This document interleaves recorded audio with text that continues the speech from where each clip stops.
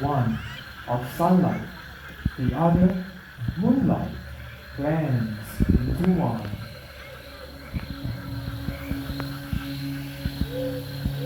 Animals like the white raccoon searches for its last piece of food before heading home for the night. Digging with his dexterous paws, he searches for his favorites: insects, worms, snails, and even the prize it eats.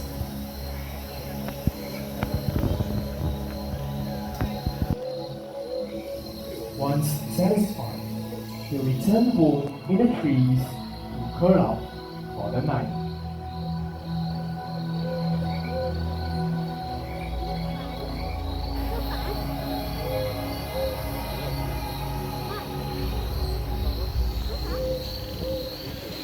As they animals settle down to sleep, the forest comes to life. Hidden amongst the shadows, nocturnal animals emerge from the dark silhouettes of the forest. With a body designed for speed and agility, a ghost-like marble fox appears in the forest clearing. Known for their clever nature, this fox is a versatile and skilled hunter. Using his sensitive night vision and powerful sense of hearing, he searches for an elusive prey. Hunted for sport and for their beautiful fur coat, these amazing animals deserve our protection before they disappear forever.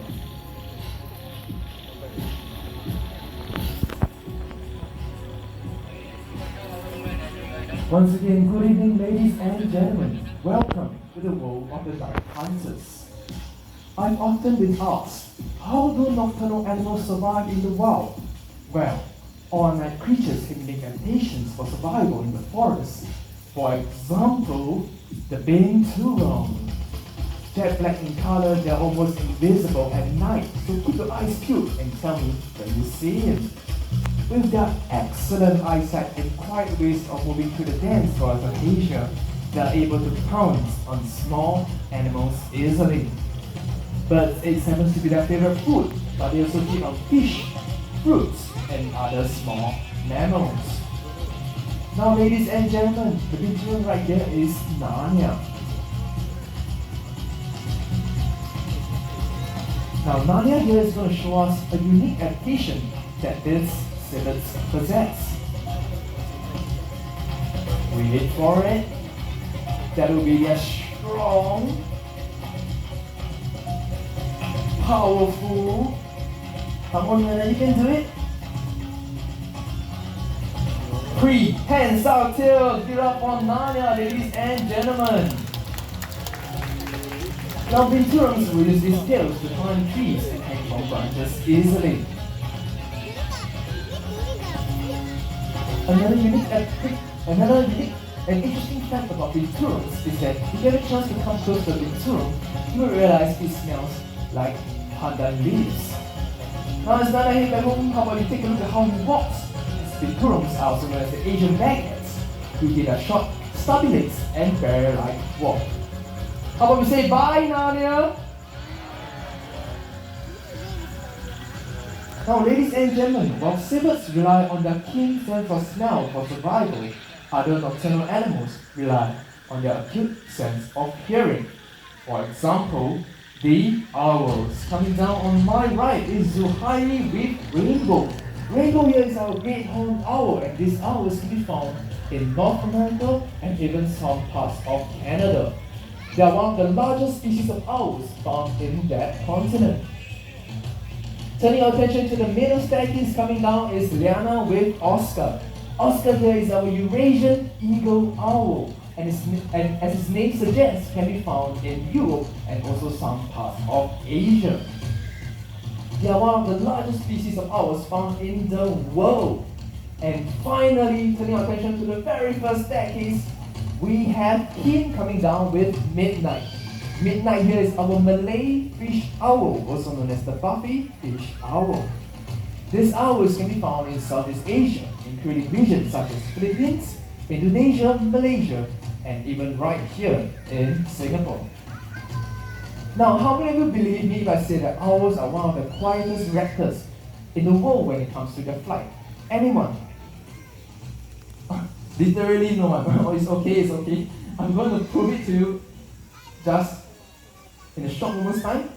For that, I need everyone to please remain quiet, remain seated, and also finally ensure that your flashes are switched off. Okay, Midnight, whenever you're ready.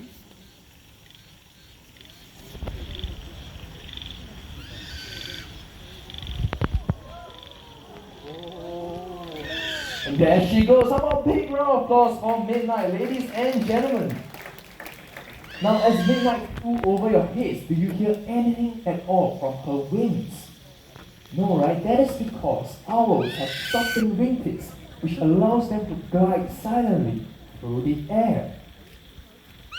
Now, another interesting fact about Malay fish owls is that they can be found near water bodies, but they hate getting wet.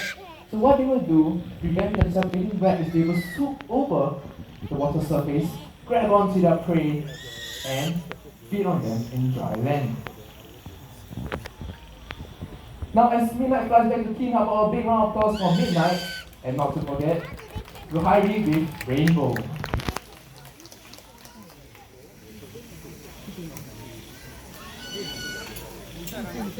Now, you may be wondering why is Oscar still here on stage. Now, I've not forgotten about Oscar. Oscar is going to show us another adaptation that owls have.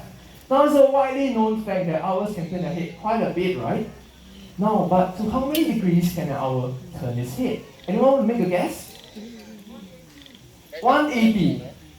Any more? 360. That is a full circle. The head will just pop right off. Okay, the correct answer is 270 degrees. Now, I know I've said a lot. How about we let Oscar demonstrate to us how it's done?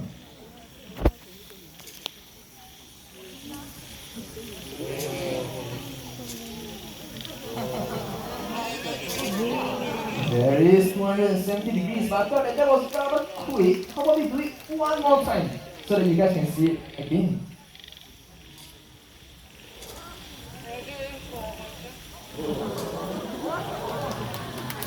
And there you go, 270 degrees.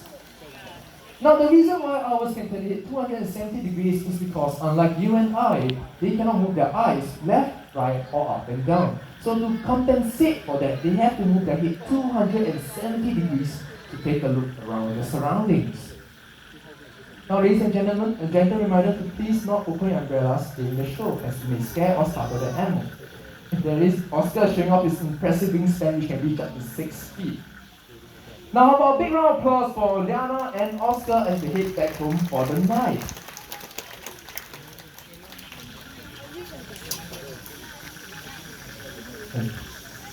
Okay, ladies and gentlemen, I have to have a slight input here. If the rain gets heavier, we may have to cancel the show for the welfare of our animals and also the safety of our staff here. So we do seek your cooperation and understanding. Alright, for the next segment, I'm going to introduce a tiny hunter from the Sahara Desert. Now, this hunter has really big ears and can hear prey underground. Now, I'll give you a clue as to what it is. This hunter is really small, really cute. Kids are going to love this. And it has a beautiful cream-colored fur coat. Now, coming up shortly, on the right-hand side of the stage will be our Fennec Fox, Zaire, and his trainer, Kenzie. Now, Zaire is a Fennec Fox, and Fennec Foxes are excellent jumpers. They can jump up to a distance of 1 to 1.2 meters in height.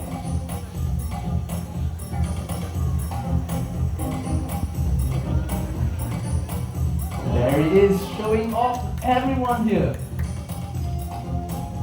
Now take a look at his large ears. Now they serve a very important purpose, and that is to dissipate heat in the extreme weathers of the desert. Now this is the last opportunity to take a picture of Zaire and head home for the night. How about a big round of applause for our really cute and and also our verification trainer. Now, ladies and gentlemen, I hope you enjoyed this short session. We're going to continue to stay in the African continent for the next segment. For that, I need everyone to please remain seated, and a reminder to not open your umbrellas Even if the rain gets heavier, it may scare our animals.